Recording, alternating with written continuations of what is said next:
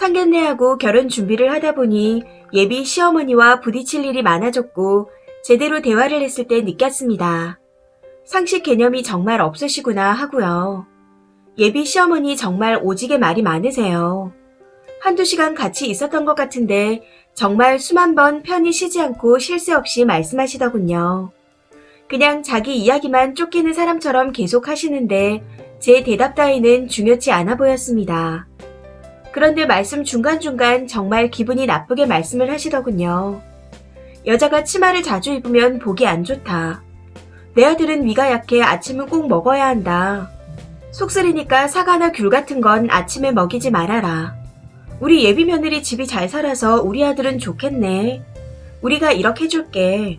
5억짜리 아파트 들어가라. 대출 받으면 되지. 하시는데 참 기가 찼습니다. 그 큰돈 대출이 웬 말인가 생각했는데 나중에 저희 부모님께 말씀드렸더니 나머지 금액 어느 정도는 친정에서 지원해 주시길 바라는 것 같이 느껴진다. 하고 말씀하시는데 그때서야 그 뜻을 알고 정말 어이가 없었습니다. 보태준다는 그 1억에 대해 어찌나 부심을 부리시는지 너무 짜증나서 친정에서 혼수해 주시고 제 명의 땅이 있다고 말씀드렸더니 5억짜리 집을 자기 집 근처로 했으면 좋겠다 하시며 너무나 환하게 웃으시더군요. 예전에 남친에게 명품 신발을 사준 적이 있었는데 아깝다고 안 신길래 남친 집에 놀러 갔을 때 왜 안 신고 묵혀놔? 어여 신어. 하고 말했더니 그걸 멀리서 듣고 어머님께서 그래 얼른 신어야지. 그래야 땡땡이가 또 사주지. 하고 소리치시더군요. 이후로도 몇 번인가 비슷한 주제가 나올 때마다 저 이야기를 하시는데 정말 너무 듣기 싫었습니다. 거기다 한 번씩 마주치는 예비 시누이는 백치미 마냥 생각 없이 말을 툭툭 뱉어 사람 신경을 긁어 짜증나게 하더니 상견례 땐 친정 오빠한테 건방 떠는 걸 보고 없는 정마저 사라졌습니다. 제일 화가 나는 건 참다 못해 남친에게 말하면 에이 설마 아니야. 에이 설마 그런 생각을 하셨겠어? 에이 자기가 예민하게 받아들이는 거야. 우리 엄만 안 그래. 하고 말한다는 겁니다. 제가 바본가요? 은근히 긁고 은근히 돌려 말하고 은근히 눈치 주는 거 다 느껴지는데 중간에서 알아서 중재 좀 하라고 말해도 안 들어 처먹네요. 결혼 3달 남았는데 4개월 준비하는 기간 동안 참고 여러 번 말을 해도 개선이 안 됩니다. 연애는 둘이 하는 건데 결혼은 집안이 하는 거라고 하잖아요. 그래서 포기하려고 합니다. 제가 맞는 거겠죠.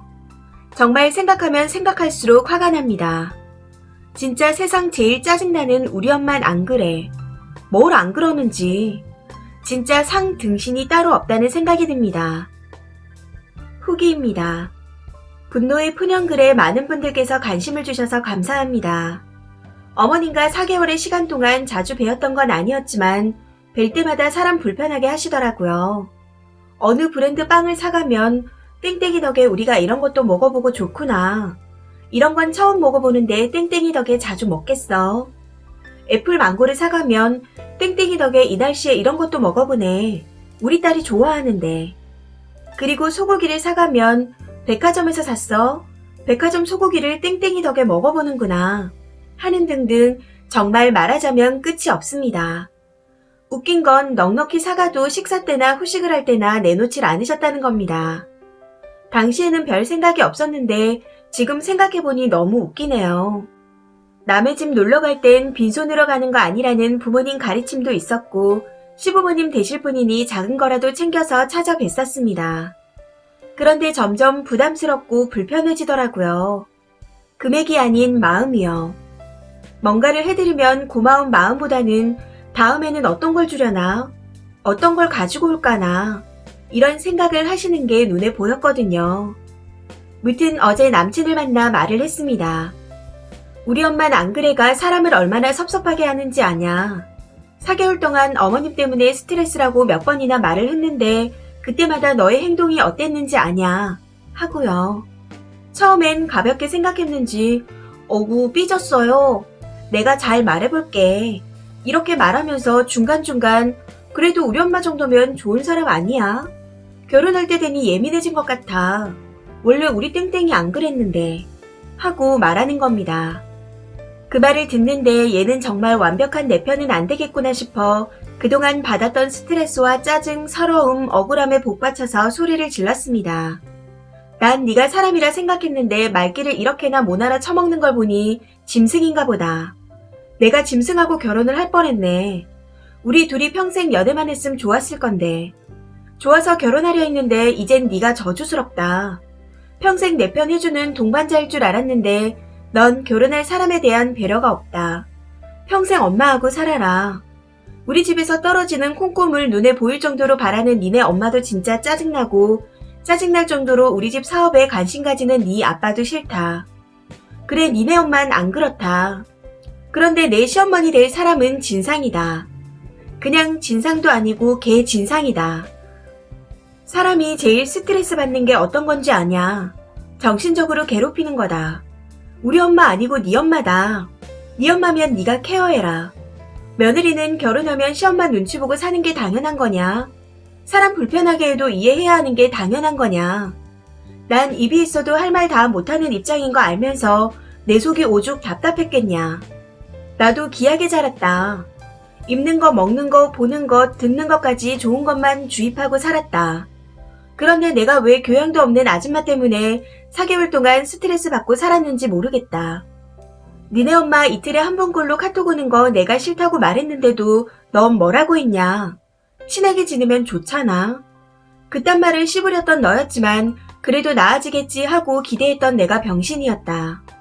난 너한테 너무 부족한 사람인 것 같아 미안하다. 그냥 네 입맛에 맞는 여자 만나서 잘 살아라. 하고 악에 받쳐 절규하듯 소리 지르고 집에 가려고 자리에서 일어났습니다. 그랬더니 어디 가냐. 이렇게 끝이냐. 이렇게 일방적인 게 어딨냐. 하면서 잡더라고요. 자기 엄마한테 이젠 못 그러게 하겠다고 핸드폰도 그냥 차단하라는데 진작에 그랬어야지. 하고 말했습니다. 계속 놓아주질 않길래 친오빠에게 울면서 전화했더니 20분 만에 날아와서 이유도 묻지 않고 저를 데리고 집에 와줬습니다.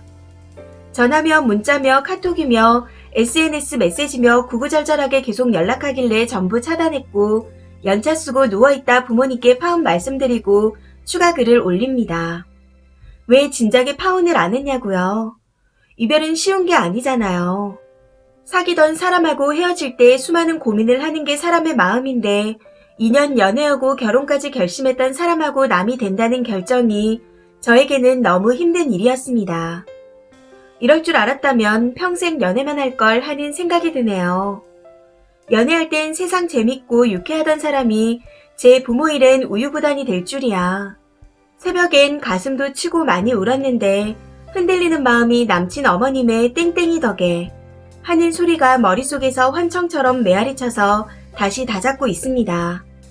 파혼한다 그러면 많은 사람들의 궁금증과 관심에 엄청난 스트레스가 올 것 같지만 댓글 주신 분들의 말씀을 기억하고 이겨내야겠죠.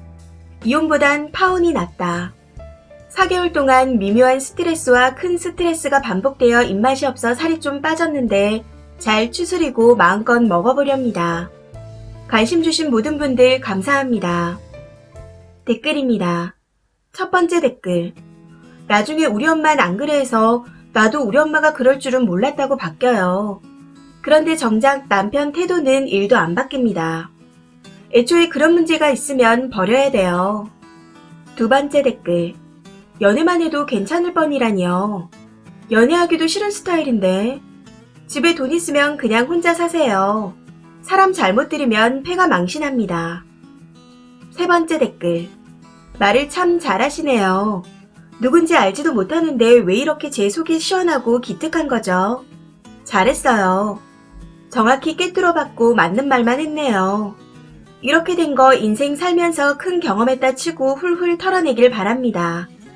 지금처럼 당차게 할 말은 하고 행복하게 지내세요. 네 번째 댓글. 결혼을 왜 신중히 해야 하는지 이럴 때 아는 거죠.